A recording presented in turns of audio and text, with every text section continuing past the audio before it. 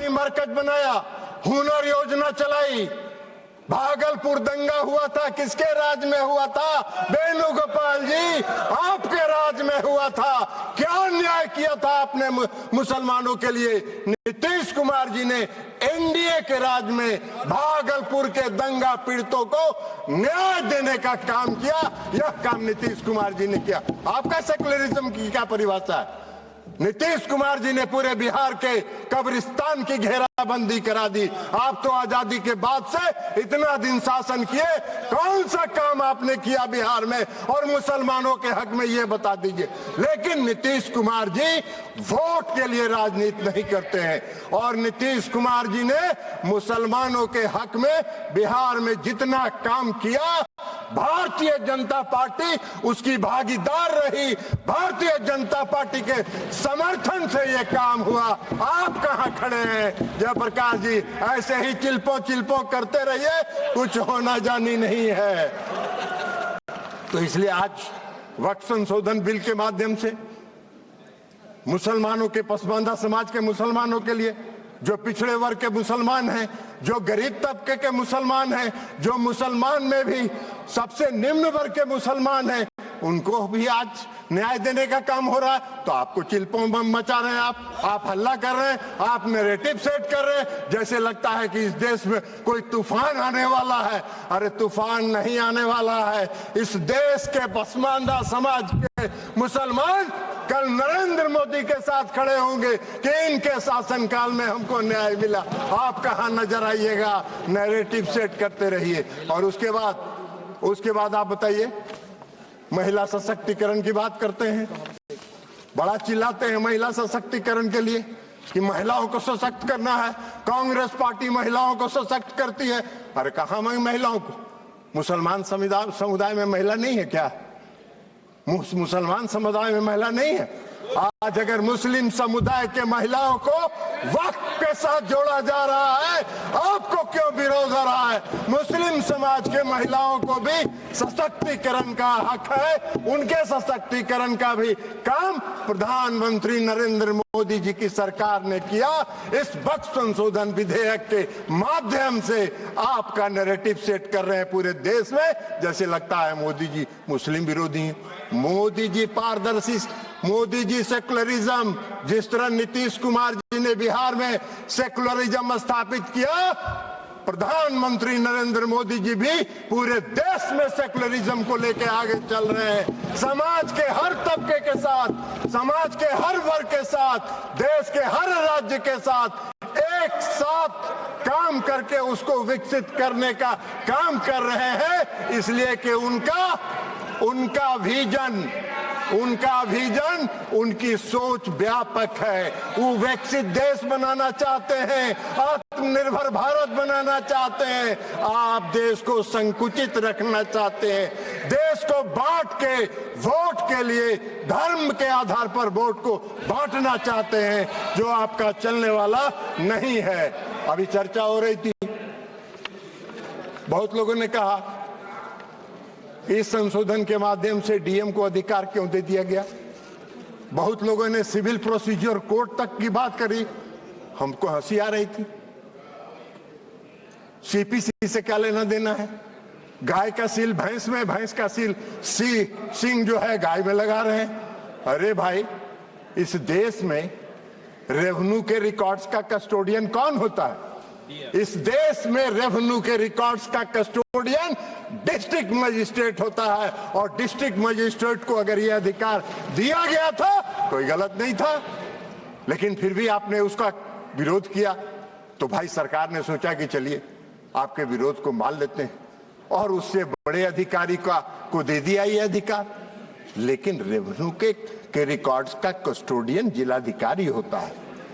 आपका अगर झगड़ा होगा, मेरी संपत्ति का अगर झगड़ा होगा, वेणुगोपाल जी आपकी संपत्ति का किसी से झगड़ा होगा, तो कहां जाते हैं आप? खतियान देखने के पास? किसके पास जाते हैं? वही डिस्ट्रिक्ट मजिस्ट्रेट के यहां, वही डिस्ट्रिक्ट मजिस्ट्रेट की अदालत में जाते हैं।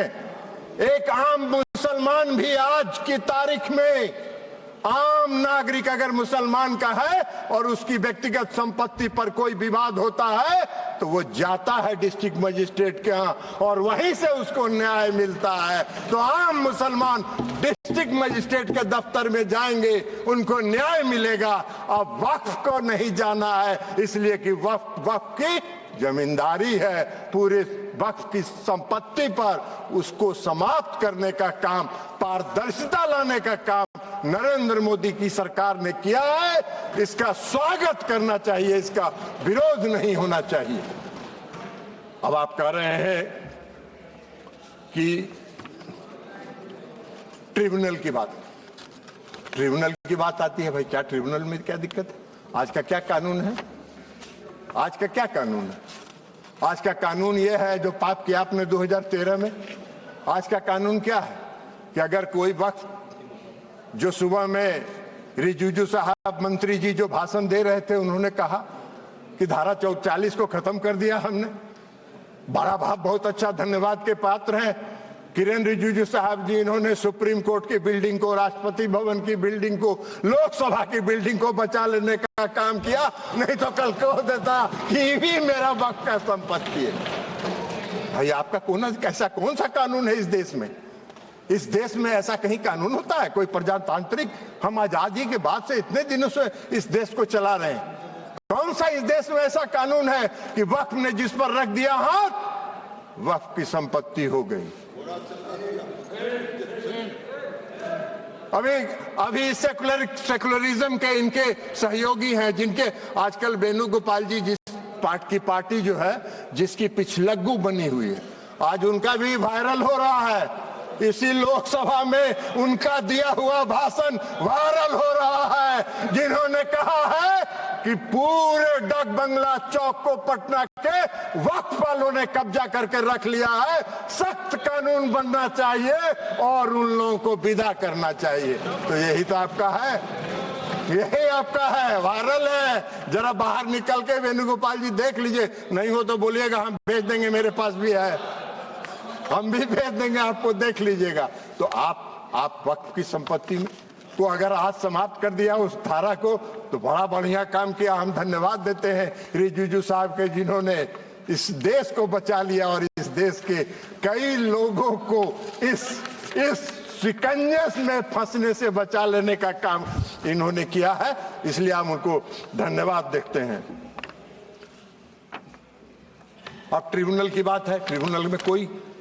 ट्रिब्यूनल का क्या था भाई? कल इस कानून के तहत ट्रिब्यूनल में जाइए, ट्रिब्यूनल में जाके आप साबित करिए कि वक्फ का संपत्ति नहीं है, ये मेरा संपत्ति है।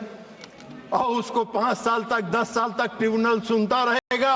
और एक बार ट्रिब्यूनल फैसला दे दिया कि वक्फ वाले सही है, आप फिर कहीं नहीं जाइए, फिर उसी में रिवीजन फाइल करिए। यही तो आज का कानून था, जिसको खत्म करके इस सरकार ने पारदर्शिता लाने के लिए सिर्फ इंडिविजुअल को भी नहीं, अगर वक्फ को भी कोई शिकायत है तो वह भी अपील में जा सकता है, उसको भी आजादी मिल गई है। दो तरफा मामला साफ है। अब चलिए, जो सही होगा वही होगा, और यही काम नरेंद्र मोदी जी करते हैं, पारदर्शिता लाते हैं। आपको पारदर्शिता से चिढ़ है, आपको पारदर्शिता से नफरत है, तो इसमें मोदी जी क्या करें? उनका चेहरा आपको खराब लगता है तो मोदी जी क्या करेंगे? आपको पसंद नहीं है, उनके काम की प्रशंसा किया करिए। इसलिए आज जो ये संशोधन लेके सरकार आई है, ये संशोधन पूरे वक्फ के कार्यकलाप को, पूरे वक्फ के कामकाज पर, पूरे वक्फ की संपत्ति पर, पूरे वक्फ का इस्तेमाल आम और गरीब मुसलमानों के लिए, मुस्लिम महिलाओं के लिए हित में हो, इसकी व्यवस्था के साथ ये संशोधन विधेयक आया है।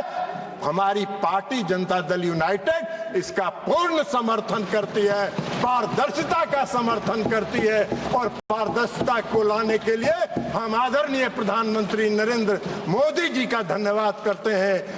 अल्पसंख्यक कल्याण मंत्री किरण रिजिजू साहब का धन्यवाद करते हैं और अपनी बात समाप्त करते हैं।